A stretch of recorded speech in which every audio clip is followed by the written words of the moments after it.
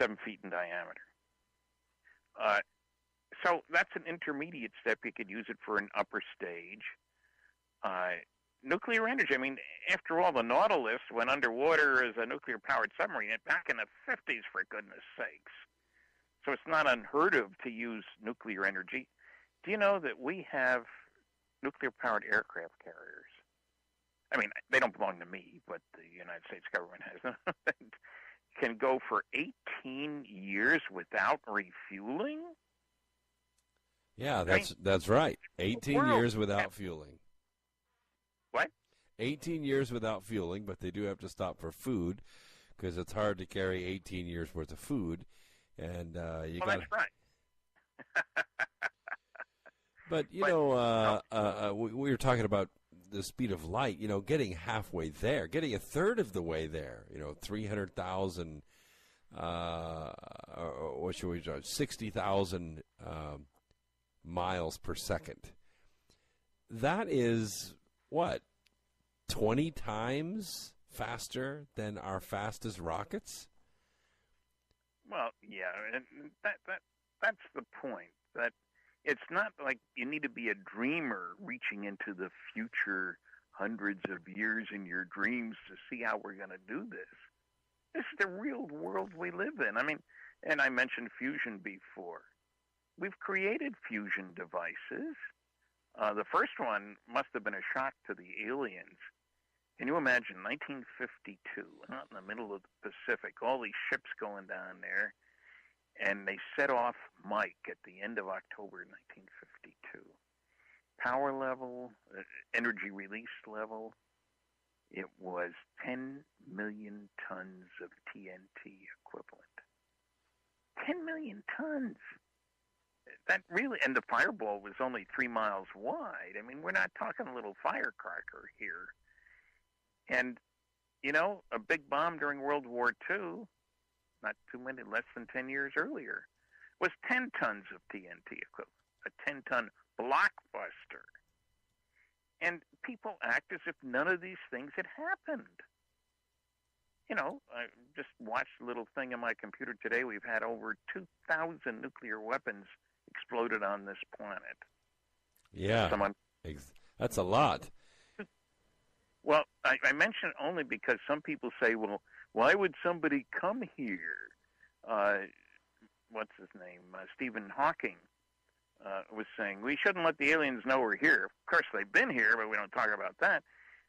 Because look what happened to the natives when Columbus showed up. Well, the natives didn't have weapons of mass destruction. They didn't have large-scale reconnaissance systems, spies in the sky, and radar, and all kinds of stuff. We've exploded lots of nuclear weapons. And I've heard one of these SETI characters, well, why would they come here now? It must be because of the people think they've come here because they've been watching too much science fiction. But nonsense.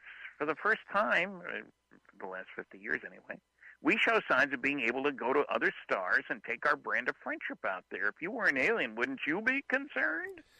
Well, we also have the ability to travel to other bodies in space. We've done it several times in a little titanium aluminum can.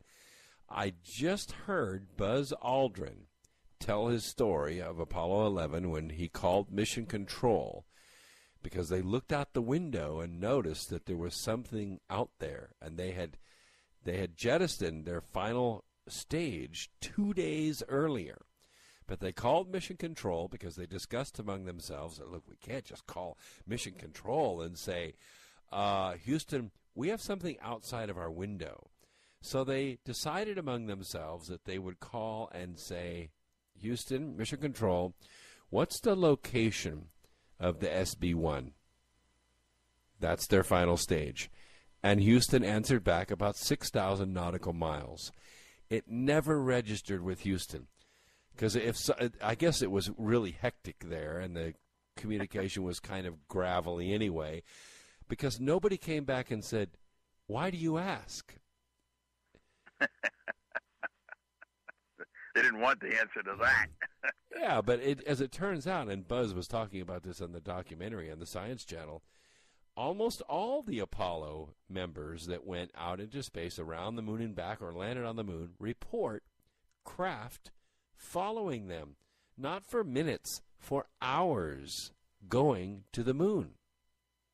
Did Buzz say that on the air? He said it tonight. I watched it when my jaw was on the floor. I recorded it on my TiVo. I could not believe it. I've appeared on television with him twice, once with Larry King and once with Ron Reagan Jr., and he certainly never said it then. He dodged around it, but maybe Edgar Mitchell's broken the ice.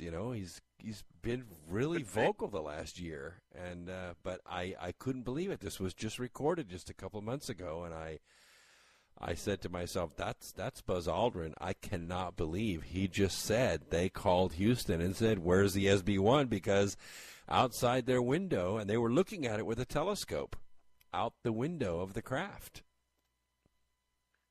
Well, I'm glad to hear that he's gone more public with that. Maybe that's going to start a little, how shall we say, a trend.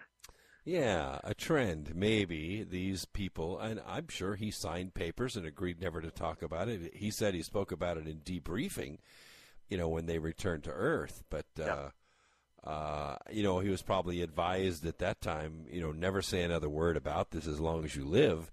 But the reasoning that he said that they advised them not to do it was because it would hurt their credibility. It would hurt their credibility. Not that it would panic the people or ruin churches or, destroy governments, but that it would ruin his credibility. Well, when Dr. James E. McDonnell, who was the finest ufologist ever as far as I'm concerned, his congressional testimony was number one in 1968, 41 cases you couldn't explain, etc. But when he's a professor, his field was atmospheric physics. He testified before Congress at hearings about the SST when Boeing was trying to get money to fund it, and he was pointing out that it would change the ozone layer. And when he was up there giving testimony, one of the congressmen from Boeing State, you understand, oh, you're the guy who believes in flying saucers. Oh. Worse than that, but I'm trying to be appropriate here. And made a fuss about that, as if he must be some kind of a nut. There was a little financial concern there, of course. Boeing wanted that contract. But, along with the business, you can't get here from there, I'd better throw in one other thing, and that is that governments can't keep secrets. The NRO announced about 3 years ago that they had canceled a program with Boeing to change the architecture of satellites, and they had only spent $14 billion. Didn't get what they wanted either, incidentally, and it was kept secret all that time. Lockheed, $10 billion to build the stealth fighter. People who say governments can't keep secrets don't seem to understand how the system works. Yep, you compartmentalize, and it's pretty easy to keep secrets. Yes, it is, and there's a lot of secrets out there. And one secret we won't let you keep is that my website is www.stantonfriedman.com, and Kathy has a website, which is... Kathy? Did we lose Kathy? I don't know. I guess we did. What's her website? We got stantonfriedman.com. Kathleen-Marden.com. That's a hyphen, not a, they can go to my website and get hers also, and it lists all the books. Her website, there's a link. The books are available, and I would stress one thing. You can buy from Amazon, you can buy from Barnes & Noble, Borders, whatever. But you won't get our signatures. You won't get our autographs. All our books that the two of us have written, captured in Science Was Wrong, have little book plates with both our signatures, and they're genuine. So you can't get those from the bookstores. That's right. We don't buy them from the bookstores. But, and I mention that only because sometimes people say, well, I didn't see your book in a store. Well, it's not easy to spot a book out of, I was just at a bookstore today. A lot of books in that bookstore. You know, unless you know where to look. And that's one of the strange things. UFO books generally are in with the New Age stuff. Yeah, I never could figure that out. Wrong. Science was wrong is in the science book section, believe it or not. Interesting. So we need to put the word science in our title if we're going to end up in the science section. I guess it might sell better in the other. Well, you two are going to be appearing at the Burlington Vortex Conference this October. Up there with Mary Sutherland up in Wisconsin. Any other conferences coming up soon? Well, I'll be speaking in Exeter, New Hampshire. These are listed on my website, incidentally. I'll be speaking in Exeter on, remember that famous Incident at Exeter book? Well, they're having their second annual conference, and that is September the 4th in Exeter, New Hampshire, which is not far from Portsmouth, between Portsmouth and Boston, but much closer to Portsmouth. We will both also be speaking in Phoenix at a conference in February. Again, it's listed on the website. It used to be the Laughlin Conference for 20 years, and it got sold, and now it's being held in Phoenix, right next to Scottsdale there, at a resort. And boy, it'll be a lot warmer there than it will be in Fredericton, New Brunswick, where I live in February. I'm also speaking in Stroudsburg, France, in October, and I've had an invitation. It's not listed on my website yet to go to Riyadh, Saudi Arabia. Would you believe? Wow. Innovation, and they're interested in talking about extraterrestrials. Wow. And I was surprised. I tried to check things out to make sure this wasn't a joke, Get you out there on the fringe. That should be intriguing. Well, I can't tell you how much I've appreciated Angel Fire, New Mexico. Don't forget Angel Fire, New Mexico, the 9th through the 12th of September. It's up in the mountain. Pretty area, I'm told. All right. I've got all those. I've got your website linked at X Squared Radio. I so appreciate both of you coming on the program. I met Stan and Kathleen up at the Burlington UFO Conference last October. Had a wonderful time.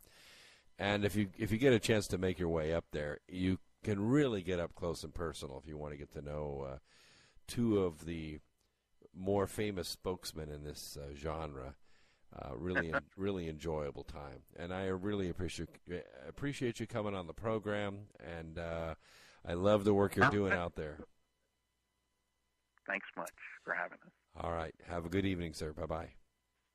Bye-bye. All right, Earth Explorers, we'll take a quick 4-minute break, let everybody get a drink, and we'll come back right after this.